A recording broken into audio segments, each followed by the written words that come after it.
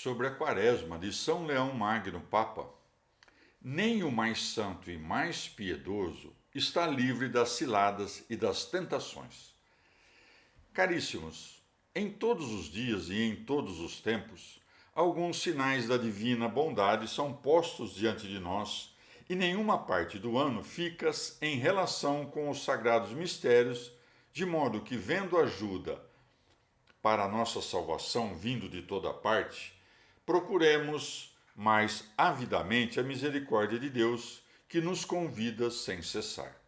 No entanto, qualquer coisa que a graça possa oferecer para a renovação das almas humanas através de obras e de dons diversos, agora nos é apresentado o todo de forma mais clara e mais plena, quando se trata de agilizar não uma ou outra em particular, mas de celebrar todas conjuntamente.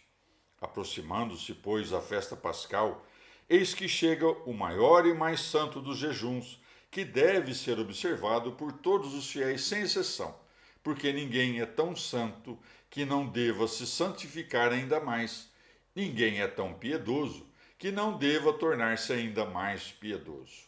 Com efeito, quem, inserido nas incertezas dessa vida, estará isento de tentação ou livre de culpa?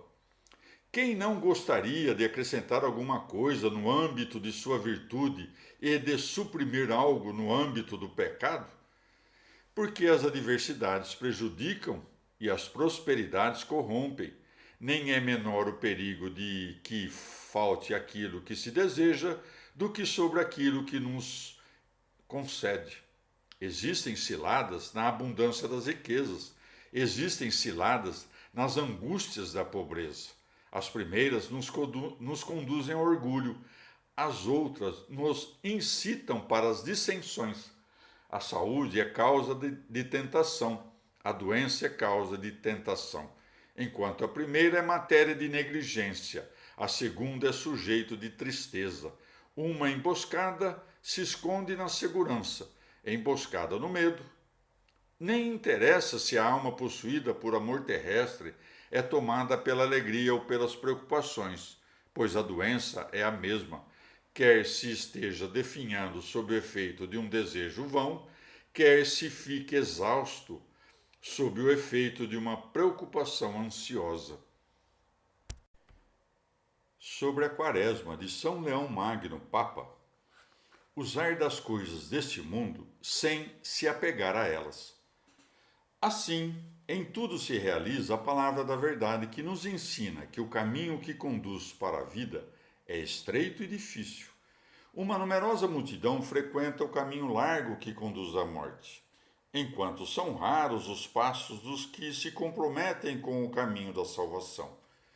Porque, pois, a via da esquerda é mais frequentada do que a da direita, e não ser porque a multidão se inclina para as alegrias do mundo e para os bens corporais?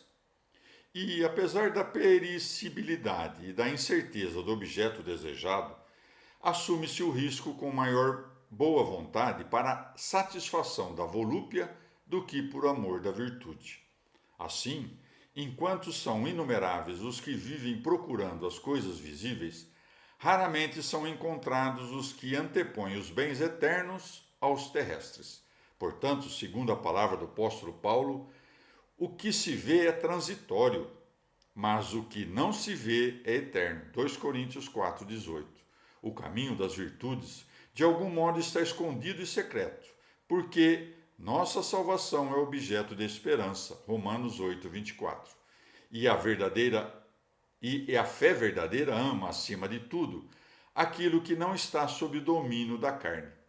Trata-se, pois, de grande obra, de grande esforço conservar incólume de todo pecado um coração inconstante e não permitir que a energia de sua alma seja atingida por alguma contaminação, quando incontáveis atrações prazerosas a aliciam de toda parte. Quem toca no piche sem se sujar? Eclesiástico 13:1. Quem não adoece neste corpo? Quem não se suja na poeira? Quem, enfim, é tão puro que não fique poluído pelos próprios objetos, sem os quais não se conduz a vida? O ensinamento divino nos ordena pelo apóstolo que aqueles que têm esposa, seja como se não a tivessem, aqueles que choram, como se não chorassem, aqueles que se regozijam, como se não regozijassem, aqueles que compram, como se não possuíssem, aqueles que usam deste mundo, como se não usassem plenamente. Pois passa a figura deste mundo. 1 Coríntios 7, de 29 a 31.